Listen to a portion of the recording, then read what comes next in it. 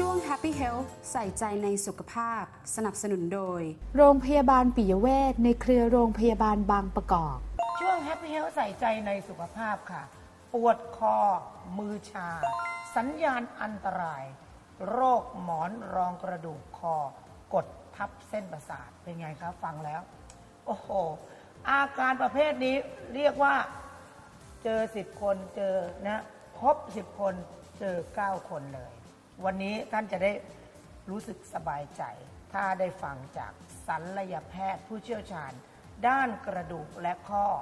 นายแพทย์ปราโมทย์อุดมเลิศวณศิลป์โรงพยาบาลปิยเวชในเครือโรงพยาบาลบางประกอบคุณหมอคะสวัสดีค่ะสวัสดีครับสวัสดีครับคุณหมอคะอาการปวดคอแบบไหนหรือที่เรียกว่าเป็นอันตรายครับอาการปวดคอที่เป็นอันตรายก็คือ1อาการปวดคอแบบเรื้อรังเกินกว่า8สัปดาห์แล้วการดูแลตัวเองแล้วไม่ยอมหาย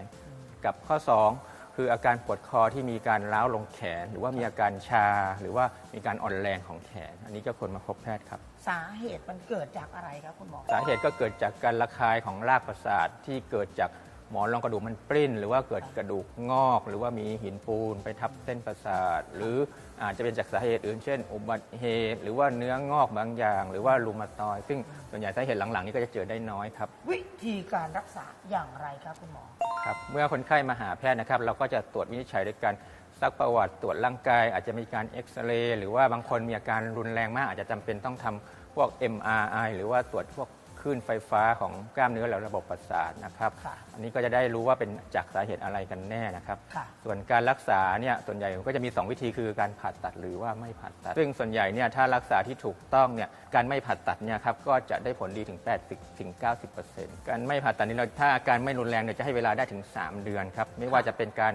กายภาพบำบัดการดูแลตัวเองที่ถูกต้องหรือว่าการใช้ยาช่วงสั้นๆพวกนี้ครับถ้า3เดือนแล้วยังไม่หายเนี่ยส่วนใหญ่เราก็จะมองไปถึงวิธีการผ่าตัดแล้วพูดถึงวิธีการผ่าตัดก็จะมีหลากหลายมากเลยตั้งแต่แค่การใช้จี้ด้วยคลื่นความร้อนหรือว่าการผ่าตัดแบบส่องกล้องหรือว่าการผ่าตัดเปลี่ยนหมอนรองกระดูกเทียมซึ่งแต่ละวิธีก็จะเหมาะกับคนไข้ไม่เหมือนกันนะครับซึ่งปัจจุบันเนี่ยเทคโนโลยีใหม่ๆเนี่ยก็ทำให้การผ่าตัดเนี่ยแผลเล็กลงปวดน้อยลงฟื้นตัวได้ดีขึ้นแล้วก็อันตรายที่เกิดแทรกซ้อนขึ้นมาก็จะน้อยลงครับ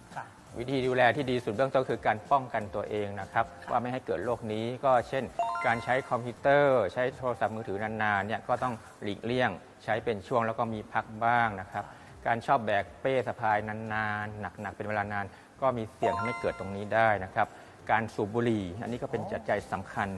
ดูเหมือนจะไม่เกี่ยวแต่ว่ามีเป็นปัจจัยสำคัญที่เกี่ยวข้องกันนะครับวันนี้ต้องขอบคุณคุณหมอมากๆค่ะสวัสดีครับสวัสดีครับ